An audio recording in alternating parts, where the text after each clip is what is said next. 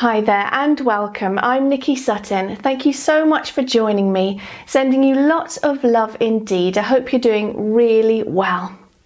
So today I'm going to speak about the stages of spiritual awakening. And my last video I did for Hay House, I spoke about the causes of spiritual awakening and I gave you a grounding exercise as well. So you might want to check that out maybe after this video. So today it's about the stages of awakening. I wonder if you've been through spiritual awakening. Perhaps you have because you're watching this video, and what kind of stages you went through in your awakening process. If they were quite pronounced, impactful stages or a bit more gentle and easygoing. I wonder what emotions you went through during that process and what experiences you had. So a bit about me. My name's Nicky Sutton and I'm a past life therapist, and I also create YouTube videos for my YouTube channel called Spiritual Awakening and my other YouTube channel called Guided Meditations with Nicky Sutton, and I've been doing that since 2014, making videos. So I've just been blown away by the response to my videos and all the viewers, and I'm very grateful indeed. And I've also written a book for Hay House called Consciousness Rising, Guiding You Through Spiritual Awakening and Beyond. And it's out on the 23rd of March. And I'm just so happy with this book. So it does what it says. It helps people through awakening and beyond.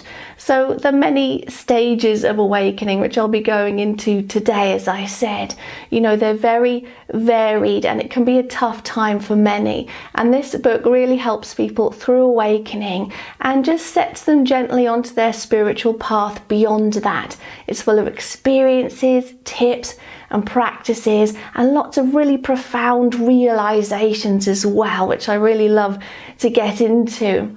So all of that is in this book. So onto the stages of spiritual awakening then. So I've classified them as two overall types. That's the deconstruction stages of awakening and the reconstruction stages of awakening. In the deconstruction stages, it's very much a process of ourselves deconstructing. Because we awaken to so much when our awakening begins, it changes our perception of ourselves and of reality. It changes our approach to life. It changes how we live our lives and how we look at ourselves. And it's very much a process of our ego, our sense of self, and everything about us breaking down and changing. And that's why I call it the deconstruction stages.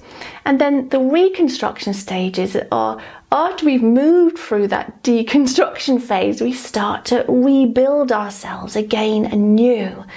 And this is where we can emerge, a very different person. So in the deconstruction stages, it's different for everyone awakening, and I've tried to classify the stages, and some people will have all of them, some people will have other experiences as well, but there'll be those who have the stages in slightly different orders or sail through some of them almost unnoticed. But anyway, the first of the deconstruction stages that I've classified is the shock stage. So this is when we first have profound realizations. As in my last video with the causes of spiritual awakening, the causes happened, be it a paranormal event, a sudden traumatic event, ongoing circumstances that have caused our consciousness to suddenly shift. It might be a meditative experience or psychedelics or something, whatever it is that's triggered our awakening. We might then enter the shock stage. It's quite a shock. Because we've been very immersed in 3D reality and been going along with life as we've known it, suddenly everything changes. It's all brand new. Perhaps we realize that we go on after our passing, or we realize that about spirits and energies, or the profound impact that meditation can have on our lives, or just all these things that we can awaken to on the spiritual path, something to do with the nature of reality, perhaps the fractaline nature of reality, things that we discover, we read about in science that might have triggered a spiritual awakening, such as what our reality is composed of. So this can be quite a shock to the system because everything is different to how we perceived it to be. And it can be quite an emergency.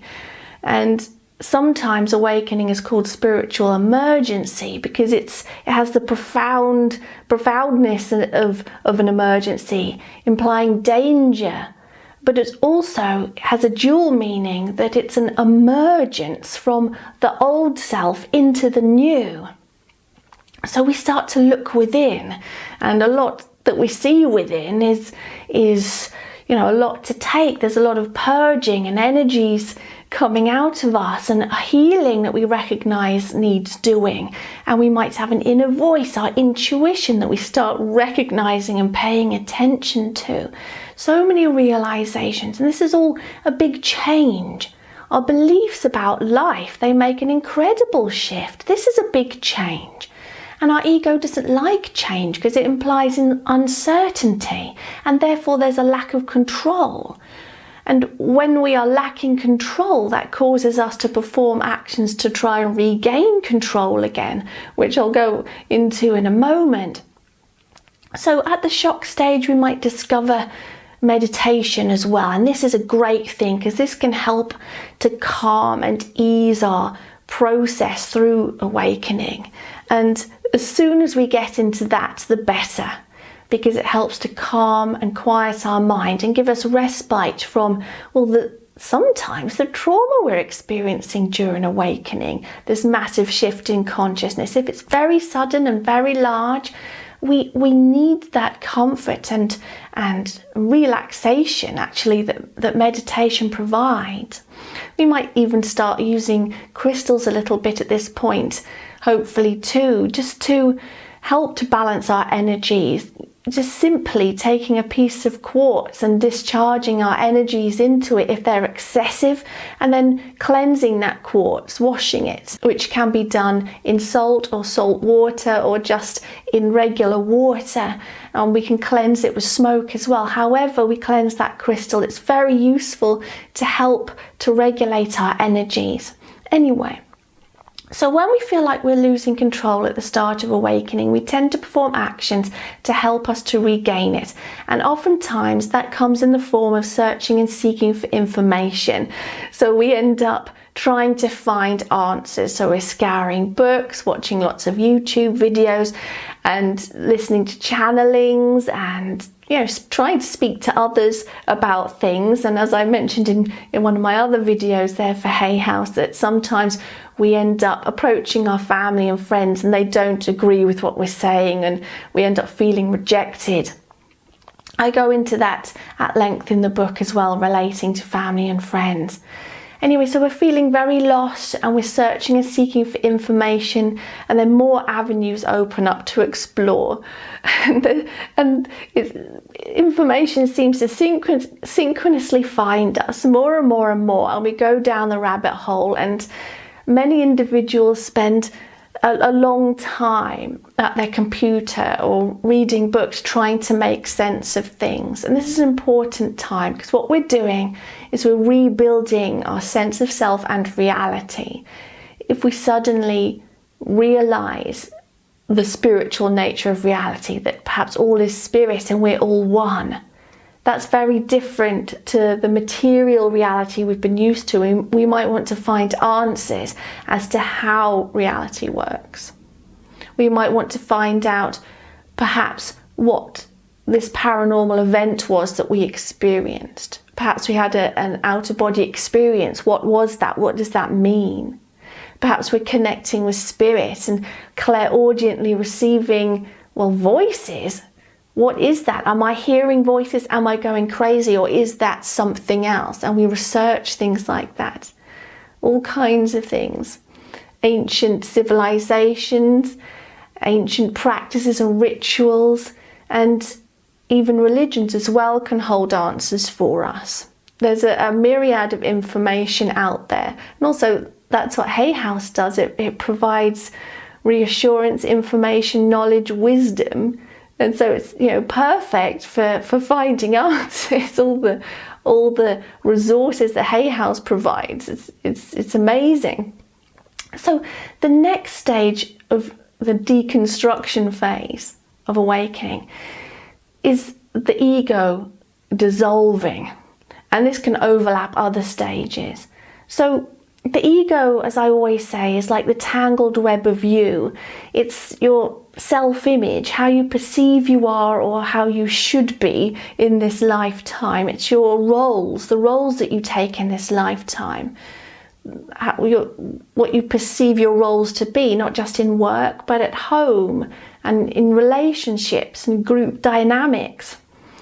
It's the story of your life and everything that you believe you are and have taken on voluntarily or involuntarily in your lifetime. It's your personality, self-image, all of this rolled into one.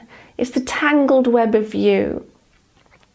But this ego was based on certain beliefs and assumptions about what life is. You know, questions like, is there a God? You may not have thought there was one, you know, whatever form that takes, source, creation, whatever it may be. You may have been an atheist, and your ego be based around those assumptions and beliefs. You may have been in a certain religion, but then decided to depart from that religion. I've had many clients say that they have experienced that. But you as a person, you may have had materialistic assumptions. You may have, you know, your church may have been the shopping mall and felt that happiness was found in material goods and possessions and gaining more. This is what the ego loves. The ego always wants more stuff, more attention, more validation. We all need validation. You know, that's a human being trait, so we need validation, but the ego always wants more of everything. But as I say, it's based on certain assumptions about physical, material, measurable reality, and then it starts to break down because of this shift in consciousness, shift in beliefs, all these realizations, and this really is a lack of control. So when I was going through this phase, I was very anxious. As I describe in the book, I had some, you know, paranoia going on there, and some events that were happening that I weren't sure were real. And I know of many people that have experienced seeing apparitions that they weren't sure were actually spirit, or they were manifesting them if they were thought form manifestations. And this is quite common. And there was one bit that I didn't mention in the book, that my energies were so strong during that period of time that a couple of times, I'm pretty sure I set off the smoke alarms in my house in the middle of the night. I was awake and feeling very emotional, and I know this all sounds a lot, but because my reality was shifting so much and a lot of anxiety and darker energies that I had accumulated over years were purging from me, I was affecting electricals. And sometimes people experience lights flickering, electricals malfunctioning, such as their computer shutting down or the toaster blowing up, light bulbs bursting. And I had a thing with smoke alarms. I was just sort of setting them off even though there was no smoke. So, because our energies are purging and we're also upgrading in consciousness, our third eye might be opening. And therefore this is a great energetic disturbance in our locale, which can cause electricals to malfunction. But so the ego is breaking down, and simultaneously we might be performing the searching and seeking for information to try and regain stability and control. Okay, so then moving on to There may be the loneliness stage as well, and I touched on this before, where we can feel very lonely and isolated during awakening because we feel like we can't relate to others. We may not want to be alone, or we may want to be alone, but often this is a period of time where being alone can be sort of necessary. I'll give some tips to help with this at the end of this video. And then we might move into the purging, or the dark night of the soul. But, as I mentioned, I was purging energies, from early on, and this can be old traumas coming up and memories coming up, and suddenly you're immersed in flashbacks of things from the past, things that you realize were not acceptable that you experienced, and that you want to heal these things through inner work, and yet you don't know how yet, and you're searching how to do that. And we might enter the dark night of the soul, which is where we sink quite low, and there are sometimes manifestations that happen, and we see things, and we are very anxious, and a lot is coming up. So in the book I give ways to work through this and ways to find peace and balance, and I'll mention more at the end of this video. Okay, so on a lighter note, we move into the reconstruction stages of awakening, and this is where we're starting to feel a bit better. We're starting to gather answers, and we're starting to integrate them and embody them. We've been doing some meditation. We're starting to feel better about ourselves and who we are and what we are, and the nature of reality and what it's made of, and how we're perceiving it, and if there's a higher being, and are there guides with me, spirit guides, or are they positive in intent? There's many people experience a lot of sort of negative perceptions to do with spirit, and they're worried that there's unpleasant spirits around. Therefore, cleansing your home with smoke can help. Using responsibly sourced sage or sandalwood is very useful. It raises the vibration in your home, as well as pleasant music such as meditation music. That can also help raise the vibration in your home as well, so you can feel a bit better. But we're moving into the reconstruction stages, as I was saying. So those darker stages are starting to pass, and we're feeling better about ourselves and our reality. And so now we can look at doing some different practices and actually fulfilling our potential, and our true self, our true potential is coming through. So we might notice more phenomena. So perhaps we might have psychic abilities surfacing. We might start noticing them. So using our intuition to help us make decisions, or deciding what someone's intent is, what we should do in various circumstances, we start to trust our intuition, and this flows into perhaps psychic abilities emerging. We might find that we're actually quite psychic, and go as far as learning to do psychic readings or becoming a medium, especially if you've had instances in the past where you've received spirit contact but block that out because you're afraid of it, for example. So you might notice psychic abilities emerging, and you also might start sensing energies, or realizing that you're empathic, and that perhaps you're sharing others' emotions as if they are your own. You may be able to see other dimensional beings, because our third eye really does open very suddenly during awakening. Not that it's ever really closed. I mean, it becomes more open and free-flowing, and we begin to see more spiritually.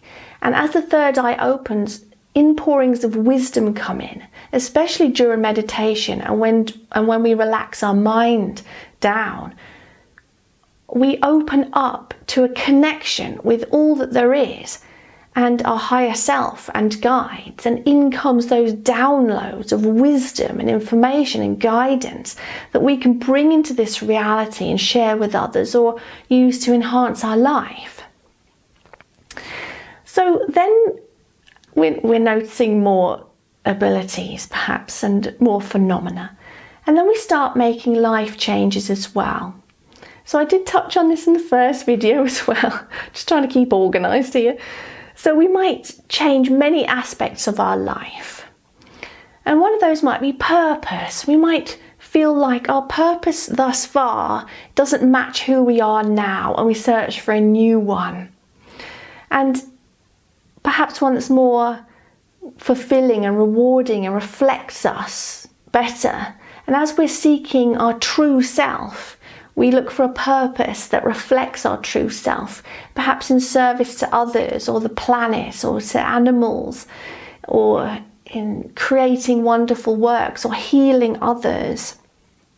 And our preferences change often as well, because perhaps we felt that before we were very much like other people, but awakening is very much a process of individuation, and we're finding our uniqueness. So our preferences in many ways, in diet and activities and pastimes and what we choose to buy and wear and read, all sorts of things change in terms of preferences. So we make lots of life changes, priorities, perhaps prioritizing family more. I know that my life changed a great deal. My whole perspective turned towards, well, I very much spiritual work, as you can tell. That became my profession.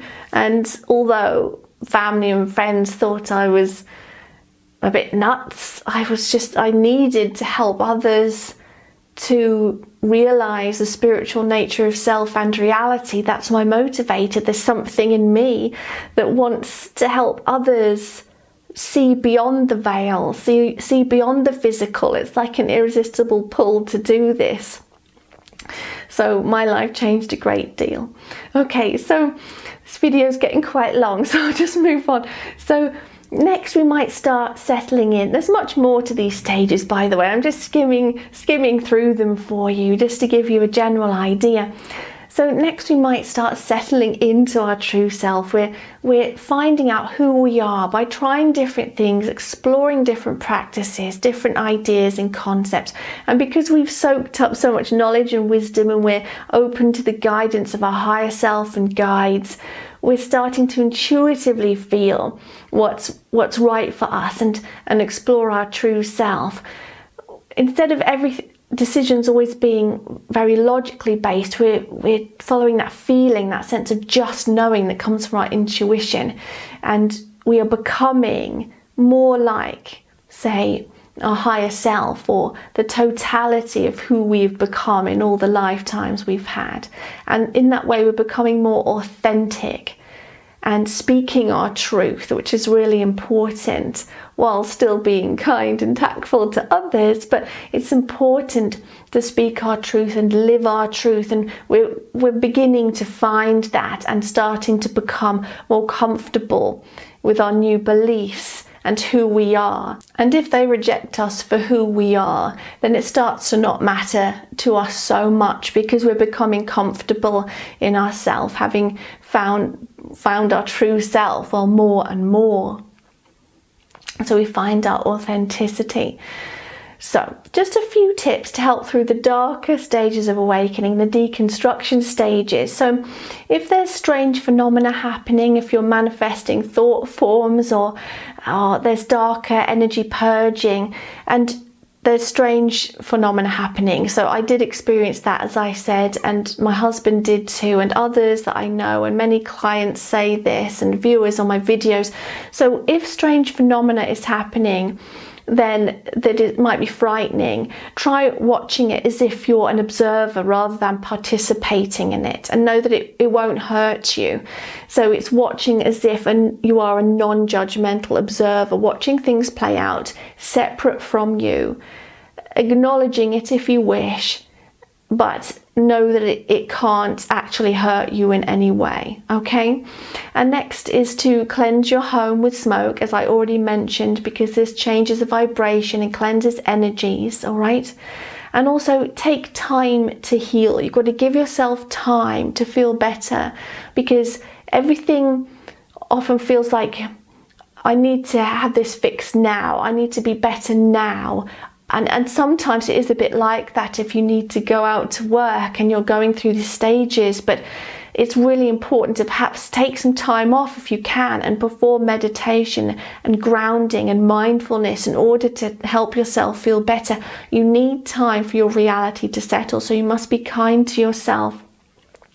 Also, to take things day by day, and if not, then hour by hour, because during these darker stages, perhaps during the dark night of the soul, when our ego is really breaking down and we're feeling lost and confused and aimless and perhaps misunderstood and unsupported, take it day by day, and if that's not good enough, then hour by hour, and move your focus to something more positive.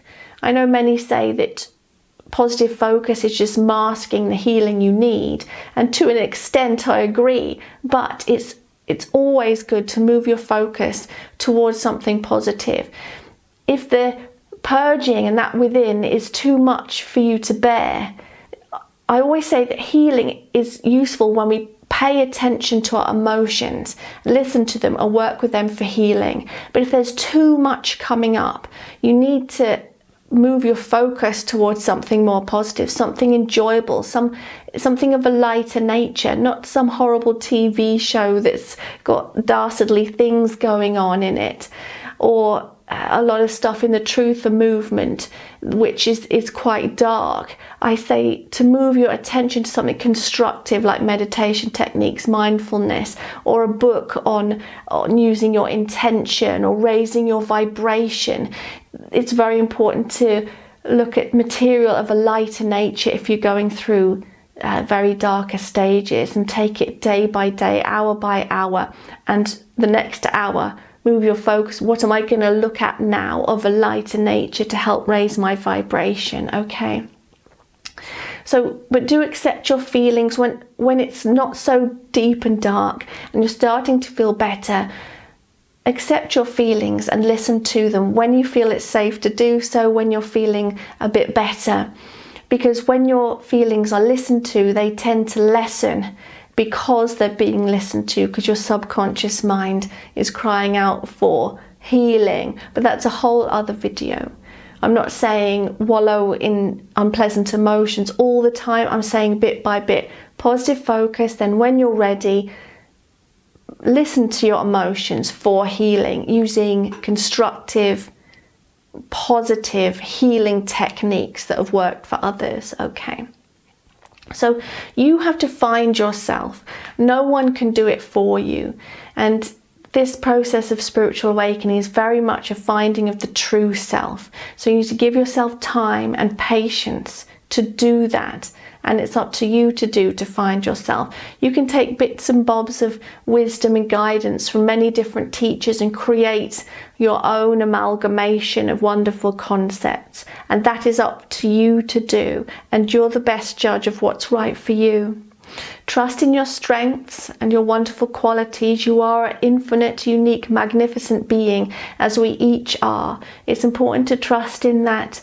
And also a good idea, if you're feeling an onslaught of darker energies or empathic emotions from others, is to perform psychic protection. And one way to do that is to visualize encircling yourself in white light. And that's a bubble of light. Inside, you are fully protected and everything else just bounces off it. So it's like a shield or an armor. And also you manifest a wonderful high vibrational reality inside that bubble, which reflects on the outside. So you can set that high vibrational protection around you there to stay. And that's really empowering too. So in the next video, I will go into concepts and practices for as you're moving through awakening and beyond, some concepts and practices that inspired me as I started to move through awakening and beyond. So I hope you'll find that useful next time. And I'll thank you so much for listening today. Sending you lots of love and all the best.